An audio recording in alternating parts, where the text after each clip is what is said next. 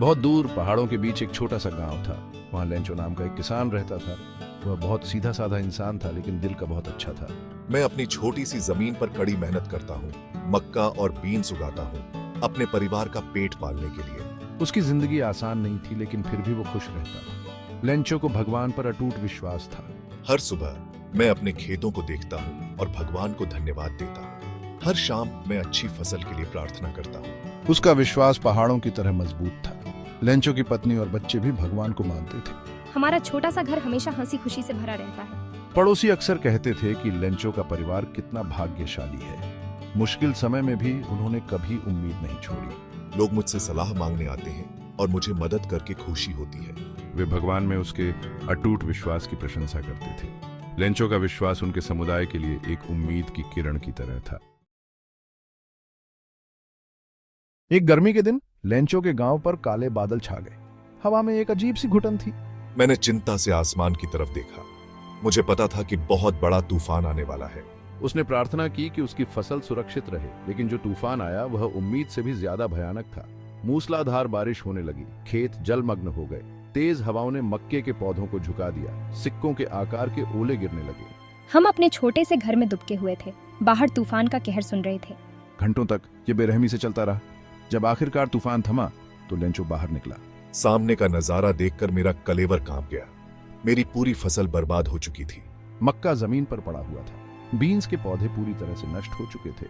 महीनों की मेहनत एक ही रात में बर्बाद हो गई। लेंचो के पड़ोसी नुकसान देखने के लिए बाहर आए। सबके खेत बर्बाद हो चुके थे। गांव में सन्नाटा पसर गया।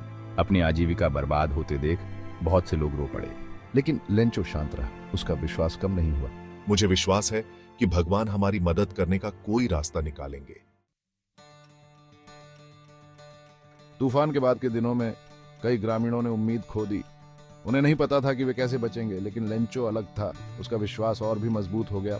मुझे मेरे दिल में पता है कि भगवान हमें नहीं छोड़ेंगे। एक सुबह उसके मन में एक विचार आया। वह भगवान को एक पत्र लिखेगा। लेकिन आप भगवान को पत्र कैसे भेजोगे? भगवान हर जगह है, उन्हें मेरा पत्र मिल जाएगा। उसके बच्चे उसे लिखते हुए देख रहे थे। उन्होंने पहले कभी किसी को भगवान को पत्र लिखते नहीं देखा था। जैसे ही लेंचो ने लिखा, उसका चेहरा शांत और दृढ़ था। उसने अपने दिल की सारी बात कागज पर लिख दी। मुझे विश्वास है कि भगवान मेरी प्रार्थना का उत्तर जरूर देंगे। जब पत्र पूरा हो गया तो लेंचो ने उसे सावधानी से मोड़ा। उसने लिफाफे पर लिखा, भगवान के लिए। पोस्टमास्टर उस पते को देखकर हैरान रह गया। लेकिन लेंचो का विश्वास इतना मजबूत था कि उसने अपने आसपास के सभी लोगों को गामदोंग कर दिया। उसके हर शब्द से उसका विश्वास झलक रहा था। उसे पूरा यकीन था कि भगवान उसे पहचान लेंगे। उसे एक पल के लिए भी संदेह नहीं था कि भगवान इसे पढ़ेंगे। लेंचो का पत्र पैसे के लिए सिर्फ एक गुहार नहीं था। उसने लिखा, मुझे पता है कि आप हमारी मदद करेंगे क्योंकि आप अच्छे हैं।